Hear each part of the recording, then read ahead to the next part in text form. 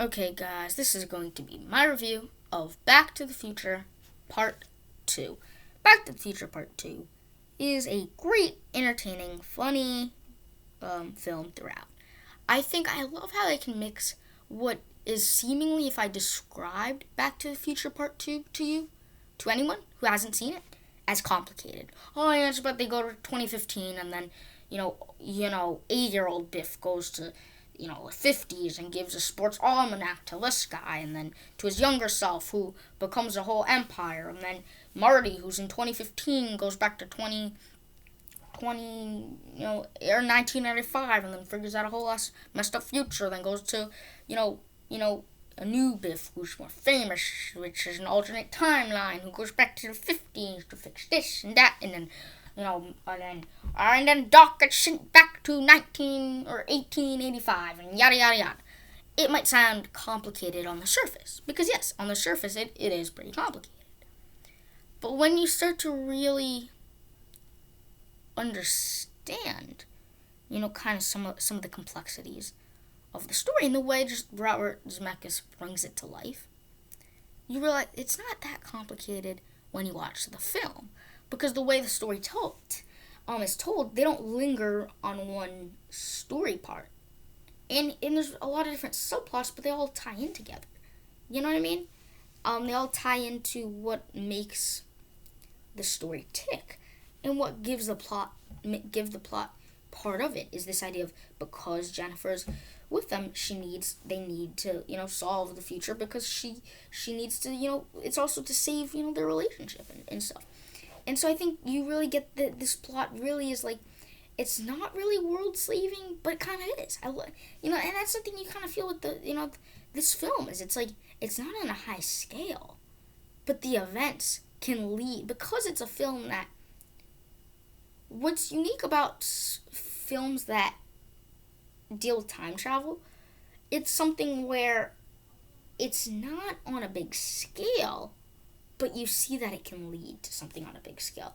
Where it's like Days of Future Past is a good example, because I love Days of Future Past, a time travel film. It's not, the time travel aspects are not on a big scale, but you can see that it'll lead to something on a big scale, event. And so I think you see that sense of this film. Oh, it's just taking a sports almanac from this guy. How hard is that? But you see what it leads to. You see, Biff and all this stuff. And I love how it intertwines with the first film, where it's like the first film's taking place simultaneously. And while the whole future, the time travel logic doesn't fully make sense, I sort of get this idea of like, whatever you do in the past changes the past. Whatever you do in the future changes the future. Case in point. If you run into your future self, that screws you over. If you run into your past self, that screws you over. But then what I don't get is, Marty runs in, and this is the thing from both films. Maybe I'm missing something, but Marty literally has a whole relationship with his mom. But yet, there's no mention of, Lorraine and Marty, like, knowing each other or anything like that. Meaning, like in the first film, exactly at the end, when they're all back to normal.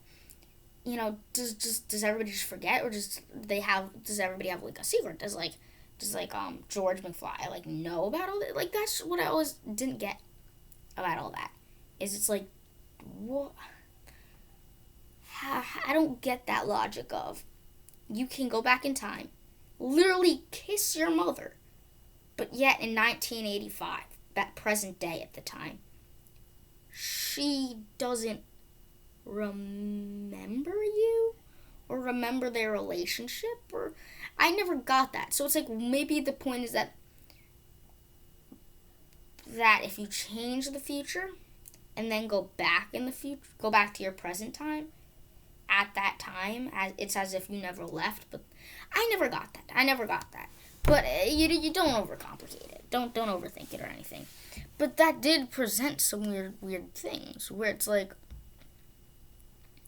I like the idea of Biff getting, the hold on the DeLorean. I kind of liked the chase with the hoverboard, whether it be in the future or whether it be in the past. I like the different setting jumps. I think there's a lot of cool things and cool characters in this film. Great callbacks to the first film and a great obviously set up for the third film. Through and through, and in this film is it doesn't obviously it doesn't feel complete. It doesn't feel like anything like that. So I think where the film ends up, it's just like on part two of a 3-part chapter in many ways. And I think my point is that I feel like this is very similar to the structure of the original Star Wars, as far as I've seen, as far as I know. First film, a great first film, a great story, a great beginning, middle, end, great standalone film. With potential, if it's good, if it's well received, if it makes money, can get a sequel with where it ends, where we're going, we don't need no roads. So basically, okay, a great solid film, beginning end, great standalone film with potential and hints at maybe a sequel. But then this film is like The Empire Strikes Back, of not solely made, but a great film, beginning, middle, end, that is great because of the original. And where it ends needs a sequel, where it is a to be continued story. And that's very similar to Empire, where it's like a sequel to the original, in which the story does not conclude there, in which you need that third part in the chapter, hence the original Star Wars trilogy. But I think that's a motif that a lot of trilogies do, where it's like, they don't start, like, besides, the one big example I can think of that is the Lord of the Rings trilogy, where it's like, kind of how a lot of trilogies end up happening is, it's a great film, then they have an idea for a sequel, but maybe they're like, oh, but we could do 2 sequels. Yes, let's do that, let's do this, and, do that. And then they run with it, Run with this idea of having, 2 different sequels after the original. But back to this film. I think I love this kind of dystopian Biff run on 1985, and I think what kind of is interesting is like it gets kind of some people on like a really not personal level, but on a really relatable level, because let's be honest, if I go back, if I go to 2050 and see a sports almanac, or even just in my case, a box office, like, oh, if I'm gonna bet on, let's see, how much is Avatar 2 gonna get at the box office? How much is Avengers 100 gonna do at the box office? Or in this case, yes, still sports. If I get to have an almanac of all the sporting events from 2000 to like 2000, or like 2010 to 2050, I would totally give that. And like older self comes like knocks on my door, be like, I take that back with me. In 1940 the so and so team wins the Super Bowl. Or if older me comes knocking on my door, who are you? Oh, I'm older you, and I have a sports almanac that tells you all the sports results of winning teams from the next 40 years. I'd be like, I know what I'm doing with that.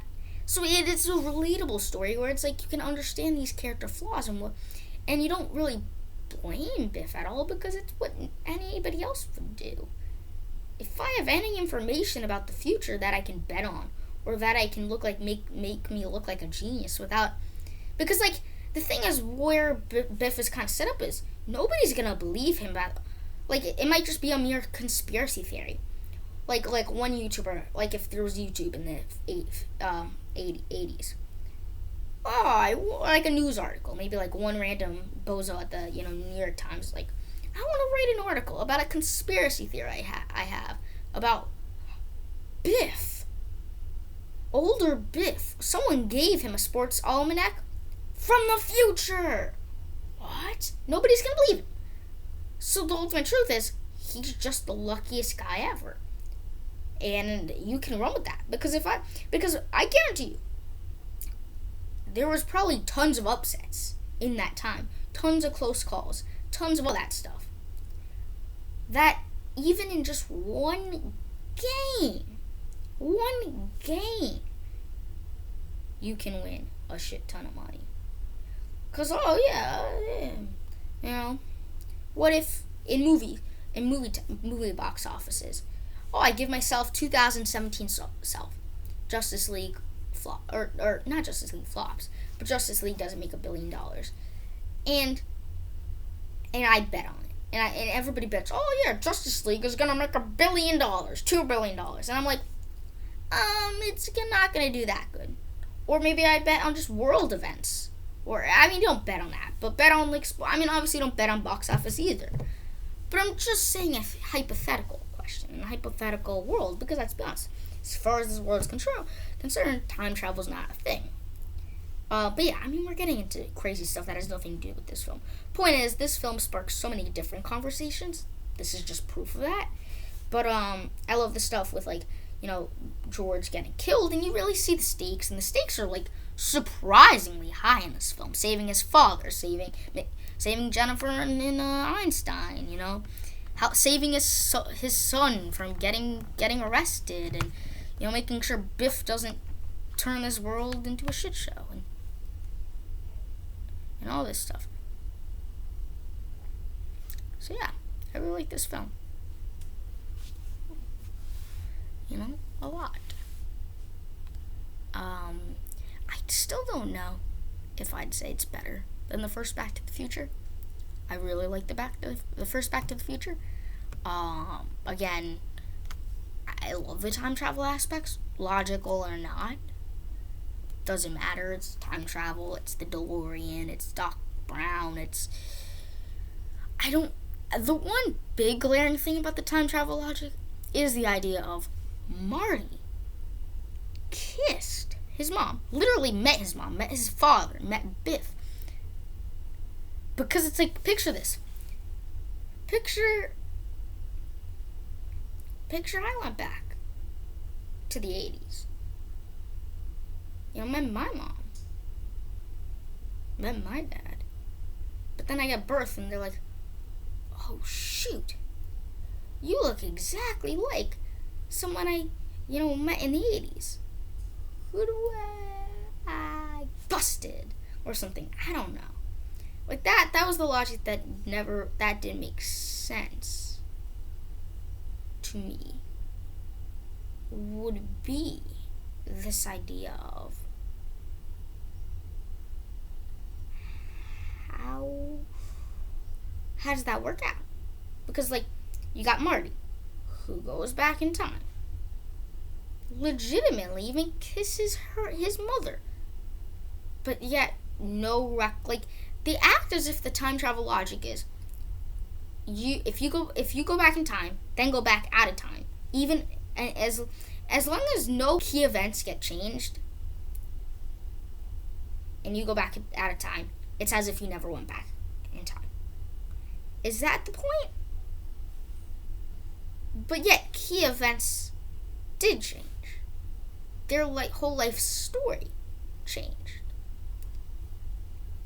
Because picture, I'm 15 or 16 or 18, and I go back in time to my mom's old house in New York.